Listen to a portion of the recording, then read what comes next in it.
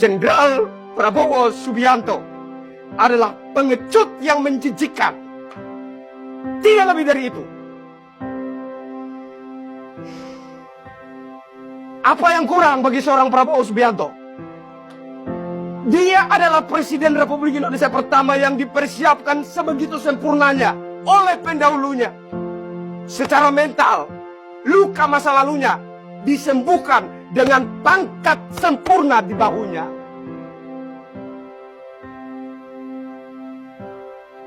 Apa yang kurang buat seorang Jenderal Prabowo Subianto? Itu adalah modal secara mental yang ditinggalkan oleh pendahulunya, Bapak Insinyur Haji Joko Widodo. Orang katakan Jokowi nggak berbuat apa-apa. Contohnya, pertumbuhan ekonomi di era Bapak Jokowi selalu berkisar 5% ke bawah. Saya katakan syukur alhamdulillah Astung Kare. Puji Tuhan. Sempat bertumbuh, Pak. Bahkan 0,1% pun saya katakan syukur alhamdulillah puji Tuhan Astung Kare. Kenapa?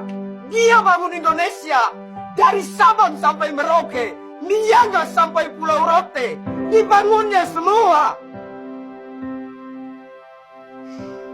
Anda menabung, saya membangun.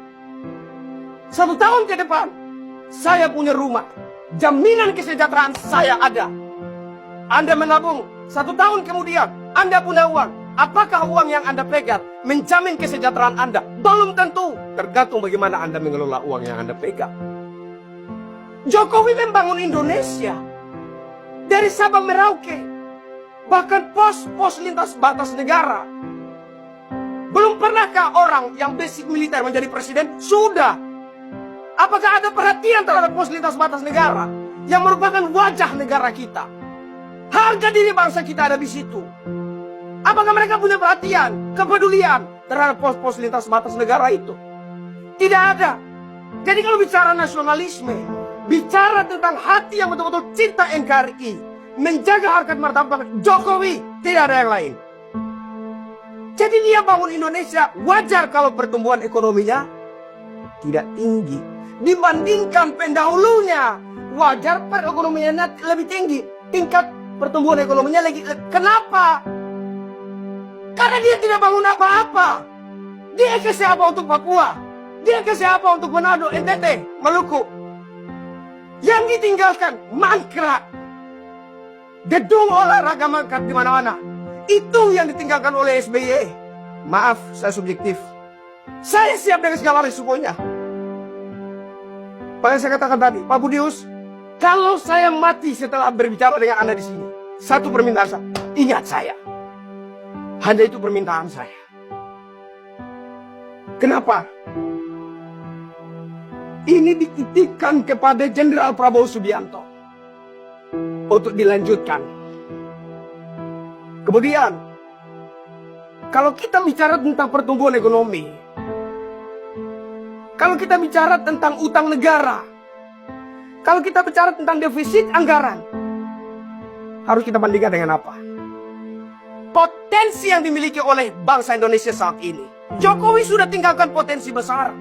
Tinggal bagaimana orang yang melanjutkan ini, pemimpin yang melanjutkan ini, bisa mengelolanya dengan sabar, dengan hati, dengan jujur.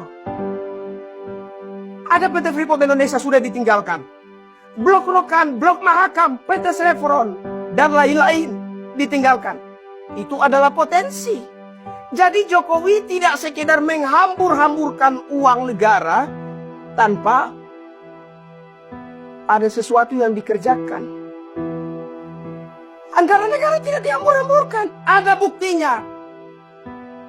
Dia bangun Indonesia, dia tumbuhkan harapan hidup yang lebih baik untuk generasi penerus bangsa. Tidak hanya di kota-kota metropolitan, tapi juga di pelosok-pelosok negeri. Sekarang di Gresik, Jawa Timur, kita sudah punya pabrik pemurnian logam mulia terbesar di dunia. Diresmikan oleh Jenderal Prabowo Subianto. Itu adalah potensi, Pak. Potensi besar. Jadi Jokowi tidak tinggalkan masalah untuk Jenderal Prabowo Subianto. Dia tinggalkan harta karun untuk Jenderal Prabowo Subianto. Pertanyaannya, Jenderal Prabowo Subianto mau jujur tidak untuk mengelola ini semua dengan bijaksana? Kembali ke situ. Jadi, menurut saya, Presiden Jenderal Prabowo Subianto adalah seorang presiden yang telah dipersiapkan dengan sebegitu sempurnanya oleh pendahulunya. Belum pernah ada seorang presiden yang dipersiapkan dengan begitu sempurna oleh pendahulunya seperti Jenderal Prabowo Subianto. Dan setelah itu, tadi kita bicara ekonomi, saya bicara ekonomi, berbicara tentang pembangunan, saya bicara tentang potensi-potensi yang ditinggalkan oleh Bapak Jokowi. Dia tinggalkan RUU perampasan aset koruptor. Bapak Prabowo, ini RUU perampasan aset koruptor. Maaf, saya tidak berhasil karena saya kader partai. Anda bukan kader partai. Tidak ada yang bisa mengendalikan Anda, mengintervensi Anda, ngatur-ngatur Anda. Anda punya hak, Anda punya kuasa penuh untuk mensukseskan ini. Lakukan ini. Dan negara Republik Indonesia segera masuk kepada era kemakmuran dan kesejahteraan. Kurang apa? Kurang apa?